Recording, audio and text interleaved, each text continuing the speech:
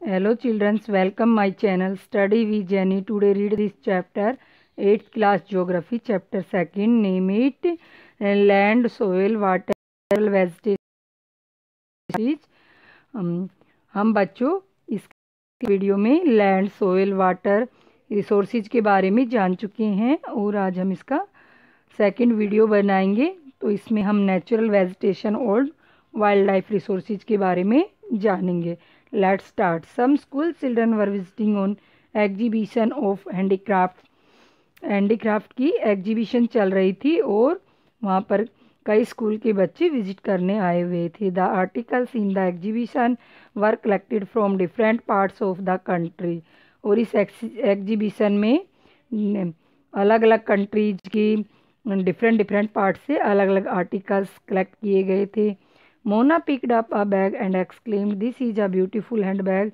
Yes it is made from jute. The teacher said, do you see those basket lamps, sets and chairs? Those are made of canes and bamboos. Mona एक bag उठाती है और exclaim करती है कि ये bag बहुत ही सुंदर है। तो उसकी टीचर रिप्लाई में कहती है कि ये जूट से बना हुआ बैग है। टीचर कहती है, बच्चों ये बास्केट, ये लैम्प सेट्स और चेयर्स देखो, ये कैंस और बैम्बूज से बनी हैं। In the eastern and north eastern humid regions of India bamboo grow in plenty. और टीचर बताती है कि जो हमारा ईस्टर्न एरिया और नॉर्थ ईस्टर्न ह्यूमिड रीजन्स हैं उसके अंदर क्या है, बड़ी मात्रा में बैम्बू ग्रो किए जाते हैं। Jessie was excited to see a silk scarf, see this beautiful scarf.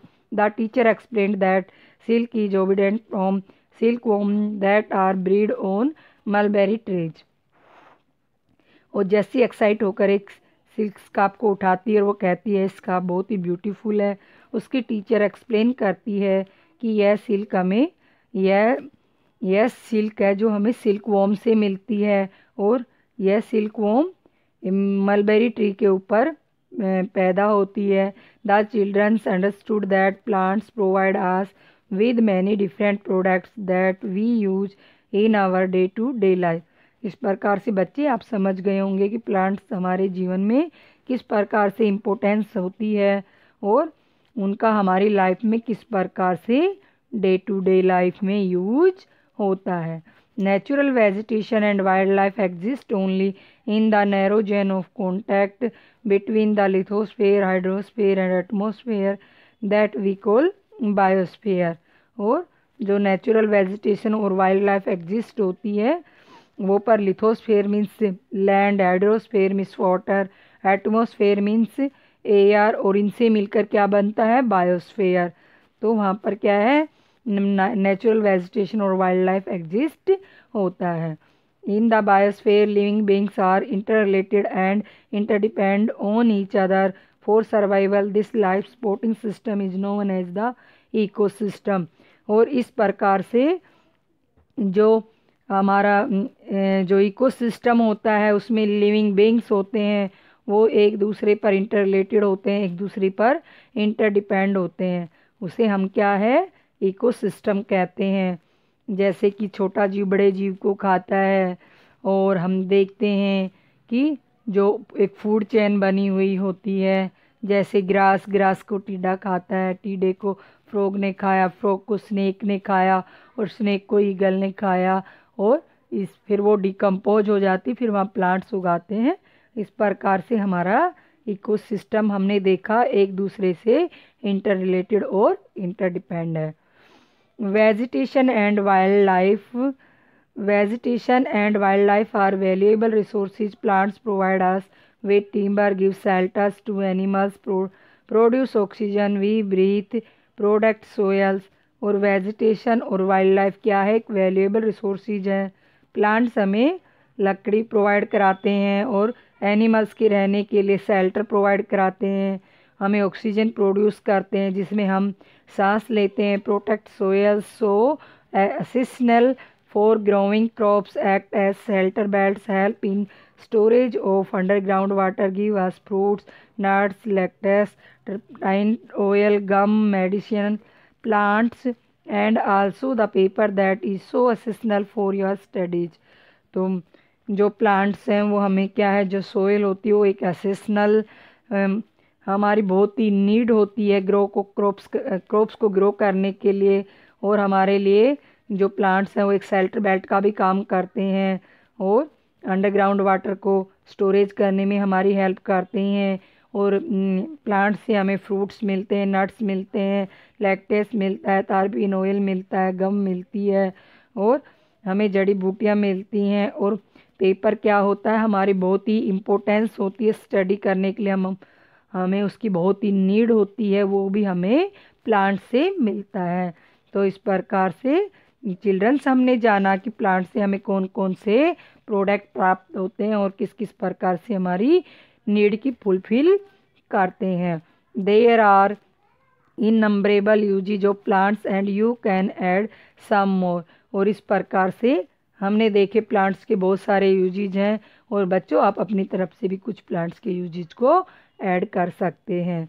और यहाँ पे एक फैक्ट दिया है, do you know vultures in the Indian subcontinent were dying of kidney failure shortly after skewing livestock fed with diclofenac, a painkiller that is similar to aspirin or ibuprofen. Efforts are on to ban the drug for livestock use and breed vultures in captivity.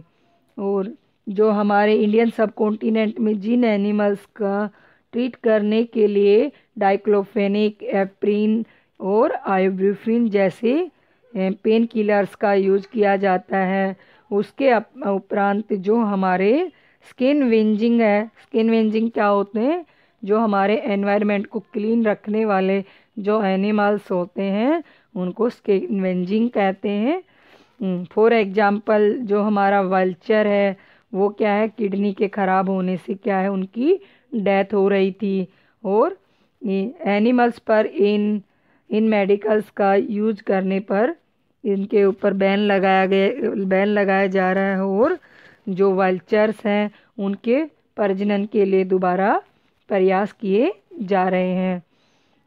Wild life include animals, bird, insects as well as the aquatic life forms. और wild life में किसको include किया गया है, animals हैं, birds हैं, insects हैं और यहाँ तक कि जो एक्वेटिक लाइफ फॉर्म्स हैं या जलीय जीव जंतु हैं।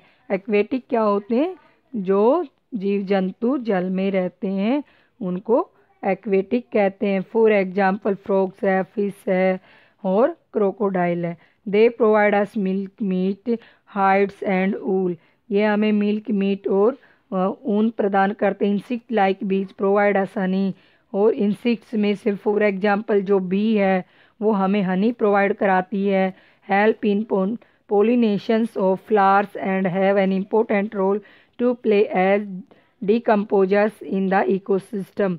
और बी क्या करती है, हमारी पोलिनेशन में भी मदद करती है। वो एक फ्लावर से दूसरे फ्लावर पर जाती है और पोलिनेशन करती है और वो हमारे एनवायरनमेंट के अंदर डिकम्पोजर का रोल प्ले भी करती है। इस प्रकार क्या है, बी हमारे एनवायरनमेंट के लिए बहुत ही इम्पोर्टेंट है। The birds feed on insects and act as decomposer as well.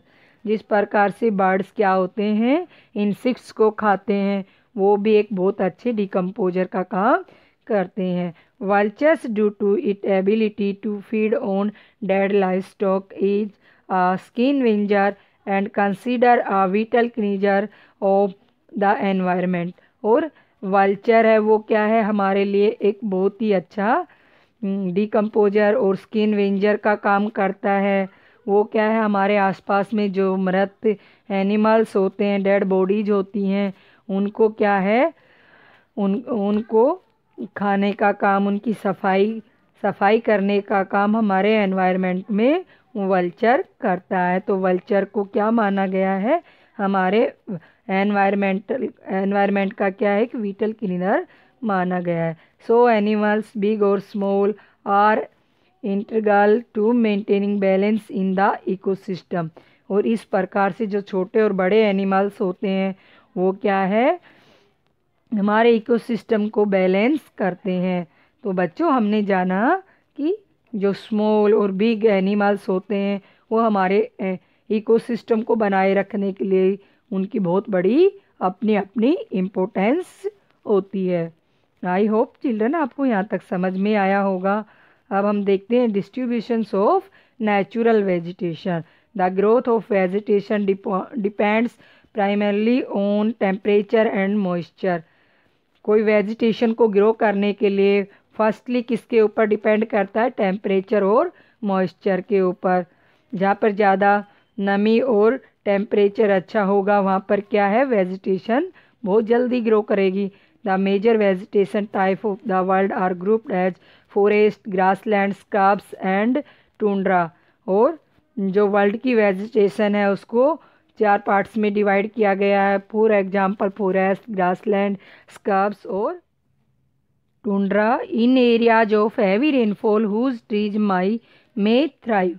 Jin areas में हैवी रेनफॉल होता है वहाँ पर क्या बड़े बड़े ट्रीज ग्रो करते हैं। The forest are thus associated with areas having abundant water supply. और इन फॉरेस्ट के लिए क्या है? बड़ी मात्रा में वाटर सप्लाई चाहिए होती है जहाँ पर ज़्यादा फॉरेस्ट ग्रो करते हैं उस एरियाज में। As the amount of moisture decrease the size of trees and their density reduce. और जिन एरियाज में क्या है मॉइस्चर हो वो धीरे धीरे डिक्रीज होता जाता है, वैसे वैसे भी ट्रीज की साइज में चेंज आता जाता है और जो ट्रीज हैं उनकी डेंसिटी क्या है? रिड्यूस होती जाती है, वनों की सघनता कम होती जाती है। शॉर्ट स्टंड ट्रीज और grasses grow in the regions of moderate rainfall forming the grassland of the world. World के जिन एरियाज में क्या है मीडियम रेनफॉल होती है उन एरियाज के अंदर ग्रासेस उगती हैं और छोटे छोटे शॉर्ट ट्रीज पाए जाते हैं। तो हमने जाना जिन एरियाज में हैवी रेनफॉल होती है वहाँ पर फॉरेस्ट पाए जाते हैं और जिन एरियाज में मॉइस्चर की कमी होती जाती है वहाँ पर भी ट्रीज की क्या है? डेंसिटी रिड्यूस होती जाती है। और जिन एरियाज में क्या है सामान्य या मध्यम रेनफॉल होता है उन एरियाज में स्मॉल ट्रीज ग्रो करते हैं और ग्रासेस के ग्रासलैंड पाए जाते हैं। तो thorny shrubs and scrubs grow in dry areas of low rainfall. और जिन एरियाज में लो रेनफॉल होती है उन एरियाज में क्या है? सब्स थोर्नी बुशीज पाई जाती है और स्क्रब्स ग्रो करते हैं। In such areas plants have deep roots and leaves with thorny and waxy surface reduce loss of moisture through transpiration. और जिन एरियाज में क्या है जिन प्लांट्स की जो रूट्स होती हैं वो डीप होती हैं और उनकी लीव्स थोर्नी होती हैं, वैक्सी सरफेस होता है उनका, और वो क्या करती हैं? मॉइस्चराइज को धीरे धीरे रिड्यूस करती हैं और उनकी पत्तियां ट्रांसपिरेशन का काम करती हैं। Tundra vegetation of cold polar regions comprise of mosses of lichens. और टुंड्रा वेजिटेशन कहाँ पर पाई जाती है? जहाँ पर कोल्ड पोलर रीजन्स पाए जाते हैं वहाँ पर मोस और लाइकेन को शामिल किया जाता है, वहाँ पर इस प्रकार की वेजिटेशन पाई जाती है। Today there are many more people in the world than there were 2 centuries back. हम 2 शताब्दियों पीछे जाते हैं या 200 वर्ष पीछे की बात करते हैं तो यहाँ पर बहुत ही कम पीपल होते थे और प्रेजेंट टाइम में यहाँ बहुत ज़्यादा पॉपुलेशन ग्रो कर रही है। To feed the growing numbers large areas of forest have been cleared to grow crops. और क्या है? बहुत सारे नंबर ऑफ फॉरेस्ट ग्रो कर रहे थे उन एरियाज को आजकल क्रॉप्स को ग्रो करने के लिए क्लियर किया जा रहा है, जंगलों को साफ किया जा रहा है, वनों को काटा जा रहा है। Forest cover all over the world in vanishing rapidly. और जो फॉरेस्ट हैं वो धीरे धीरे क्या है? गायब होते जा रहे हैं वर्ल्ड में। There is an urgent need to conserve their valuable resources. और इस वैल्यूएबल रिसोर्सेज को कंजर्व करना हमारे लिए बहुत ही ज़रूरी है। तो बच्चों हमें वाइल्ड लाइफ और वेजिटेशन को बचाना हमारे लिए बहुत ही ज़रूरी है। हम इनवैल्यूएबल रिसोर्सेज को बचाने का प्रयास करेंगे। Conservation of natural vegetation and wild life. Forest are our wealth. Forest क्या है? हमारे लिए वेल्थ है। Plants give shelters to the animals and together they maintain the ecosystem. और ये क्या करते हैं? हमें प्लांट शेल्टर्स देते हैं एनिमल्स को, और ये हमारे इकोसिस्टम को भी मेंटेन करने का काम करते हैं, हमारे इकोसिस्टम को बनाए रखते हैं। Change of climate and human interference can cause the loss of natural habitats for the plants and animals.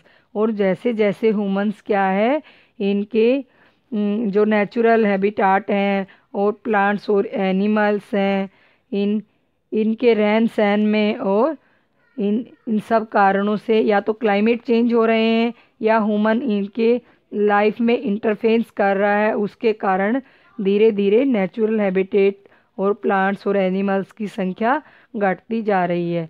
Many species have become वेलरेबल और endangered and some are on the verge of extinctions। और क्या है? जो plants हैं, animals हैं, वो धीरे धीरे क्या हैं, या तो ख़त्म होते जा रहे हैं या वो ख़त्म होने की कगार पर है। डिफोरेस्टेशन। डिफोरेस्टर क्या होता है? वनों की अंधाधुंध कुटाई करना। सोयल इरोजन और मृदा का अपरदन होना। और construction activities, forest fire, tsunamis and landslides are some of the human and natural factors which accelerate the process of extinction of these resources। और क्या है? वनों की अंधाधुंध कटाई करना, सोयल इरोजन होना और मानव की एक्टिविटीज का बढ़ना और जंगलों में आग का लगना, सुनामी का आना और लैंडस्लाइड्स का आना। और ये सब क्या है? ह्यूमन और नेचुरल फैक्टर्स हैं, जो क्या है, जो हमारे रिसोर्सेज हो हैं वो क्या है, धीरे धीरे इस कारण से ख़त्म हो रहे हैं या इनका विनाश हो रहा है। One of the major concerns is the poaching which result in a sharp decline in the number of particular species. ये सबसे मुख्य चिंता का विषय क्या है? लोगों का पोचिंग करना, शिकार करना, और उसका रिजल्ट क्या हो रहा है कि जो नंबर ऑफ पर्टिकुलर स्पीसीज हैं उनका धीरे धीरे क्या है, डिक्लाइन होता जा रहा है, वो ख़त्म होती जा रही है, उनका विनाश होता जा रहा है। The many animals are poached for collection and illegal trade of hide, skins, nails, teeth, organs as well as feathers. और लोग क्या हैं, एनिमल्स का पोच कर रहे हैं इलीगल रूप से ट्रेड के लिए, उनकी स्किन्स, नेल्स, टीथ, हॉर्न्स और यहाँ तक कि उनके फेदर्स का ट्रेड करने के लिए आए दिन एनिमल्स की पोचिंग या उनका शिकार हो रहा है। Some of these animals are tigers, lion, elephant, deer, black buck, crocodile और rain horse, snow leopards, ostrich and peacock. ये सब एनिमल्स हैं। ये क्या है, धीरे धीरे करके जो एनिमल्स हैं, for example tiger, lion, elephant, black buck, rain horse, snow leopard, ostrich और पिकॉक, ये सब क्या हैं, ख़त्म होने की कगार पर हैं, धीरे धीरे विलुप्त होते जा रहे हैं। दिन प्रतिदिन इन एनिमल्स और बर्ड्स की संख्या घटती जा रही है। This can be conserved by increasing awareness. और इन सबको किस प्रकार से बचाया जा सकता है बच्चों? इनको हम अपनी अवेयरनेस से इन नेचुरल रिसोर्सेज को बचा सकते हैं। अभी देखो बच्चों, ये एक बच्चों के द्वारा बनाया हुआ कोलाज बनाया है। ये ट्रीज को लेकर कोलाज बनाया हुआ है। इसमें देख सकते हो आप ट्रीज धीरे धीरे कैसे लुप्त होते जा रहे हैं, उनका यूज कर लिया गया है। ट्रीज से क्या है, वुड से फर्नीचर बनाया जा रहा है। यहाँ देखो नीचे पेपर बनाया हुआ दिखा रखा है। यहाँ हमें प्लांट से रबर प्रोवाइड हो रहा है और नीचे देखो हमें न्यूज़पेपर्स दिखाए गए हैं। तो ये बच्चों के द्वारा बनाया हुआ कोलाज है। National parks, wild life sanctuaries और biosphere reserves are made to protect our natural vegetation and wild life.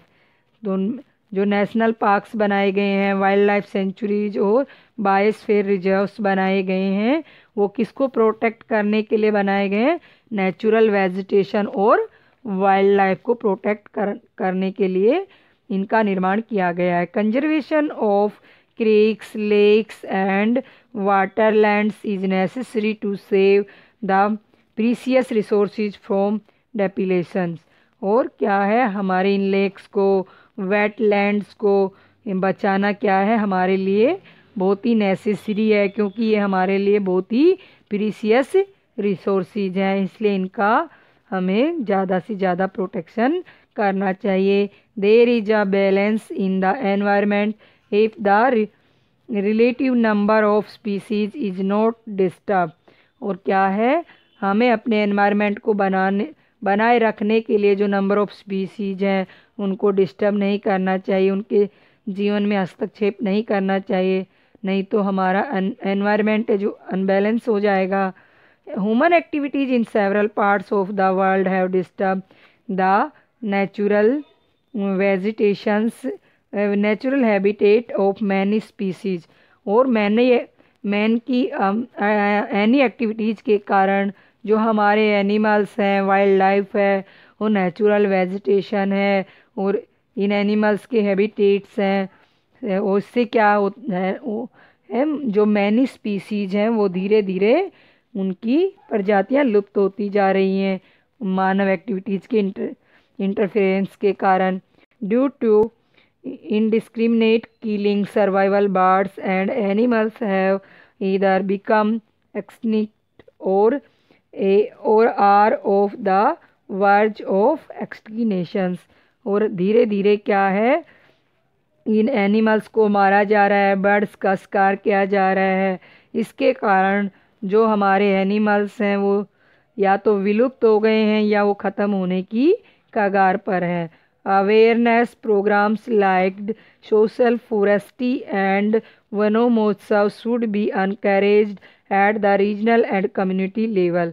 और क्या है, लोगों को अवेयर करने के लिए फॉरेस्ट्री क्या है, वनोमहोत्सव मनाया जाता है और लोगों को एक कम्युनिटी लेवल या रीजनल लेवल के ऊपर अवेयर किया जाता है, ज़्यादा से ज़्यादा जंगलों को बचाया जाए और वेजिटेशंस को बचाया जाए। School children should be encouraged to bird watch and visit nature camps so that they are appreciates the habitat of varied species। और स्कूल चिल्ड्रंस हैं वो भी क्या है, बहुत बड़ा प्रोत्साहन दे रहे हैं बर्ड्स को वॉच करने में, नेचर की विजिट्स करते हैं कैंप के अंदर और वो देखते हैं कि किस प्रकार से इन स्पीसीज का जो हैबिटेट है उसको ज़्यादा से ज़्यादा प्रोटेक्ट करना चाहिए। अभी यहाँ पे एक ग्लॉसरी दी गई है। नेशनल पार्क क्या होते हैं?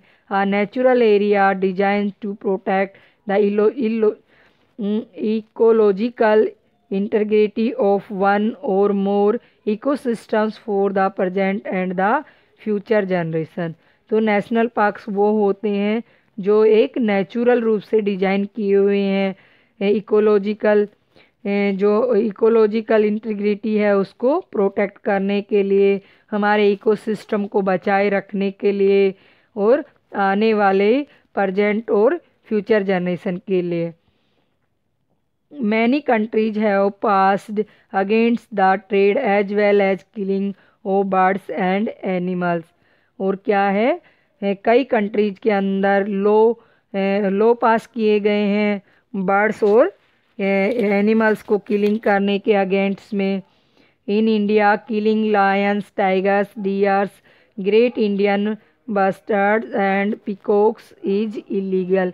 इंडिया में भी क्या है, जो हमारे लायन हैं, टाइगर हैं, डियर्स हैं और जो हमारे पीकॉक हैं उनको इलीगल रूप से शिकार करना, उनको मारने पर क्या है, बैन लगाया गया है, उनके लिए भी लॉ बनाए गए हैं।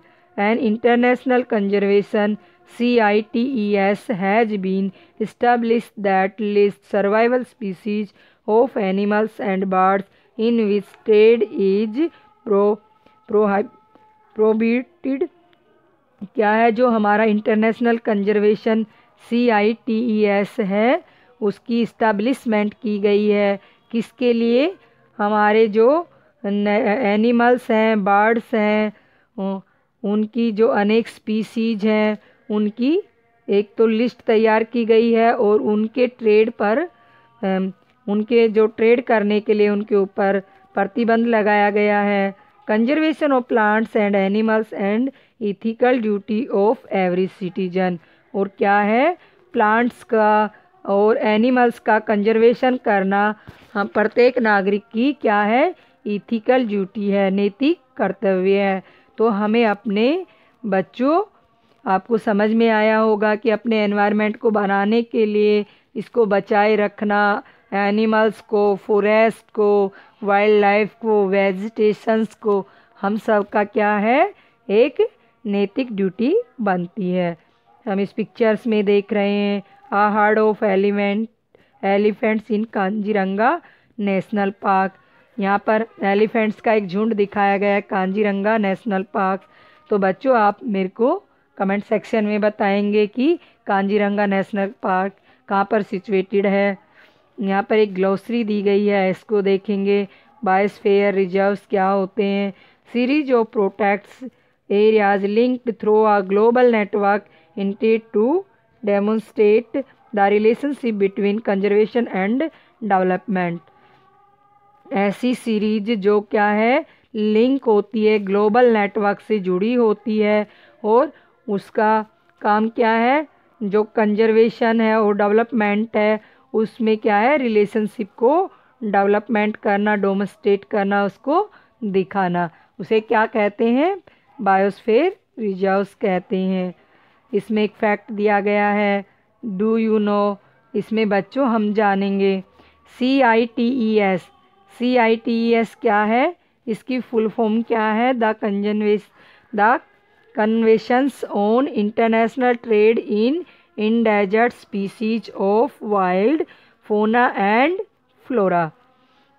और CITES the conservation on international trade in endangered species of wild fauna and flora is a international agreement between governments।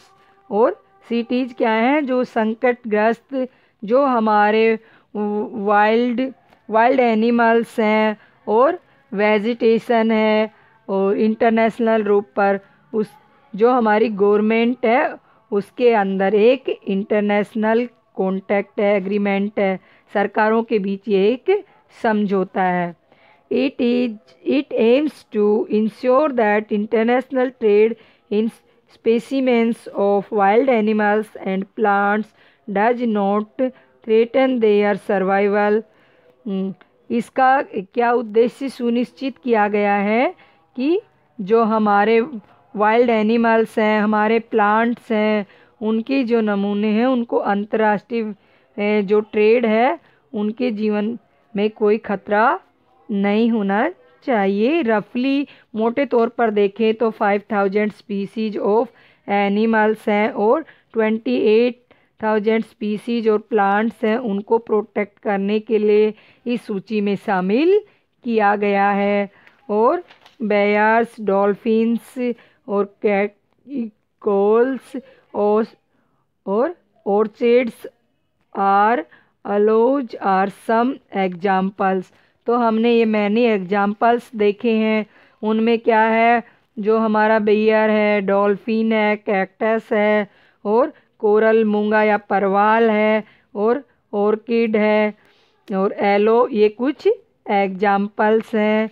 इन सब की जो स्पीसीज हैं इनको क्या है, उनके जीवन को बहुत ज़्यादा खतरा है, तो इनको बचाने के लिए, इनको प्रोटेक्ट करने के लिए ये सिटीज़ की इस्टेब्लिशमेंट की गई है। तो आपको समझ में आ गया होगा बच्चों CITES क्या है। आई होप आपको चैप्टर समझ में आया होगा। अगर आपको चैप्टर बच्चों समझ में आया हो तो ज़्यादा से ज़्यादा लाइक करें, शेयर करें और ज़्यादा से ज़्यादा सब्सक्राइब करें। अपने फ्रेंड्स को भी शेयर करें कि ज़्यादा से ज़्यादा फ़ायदा मिल सके। Thanks for watching.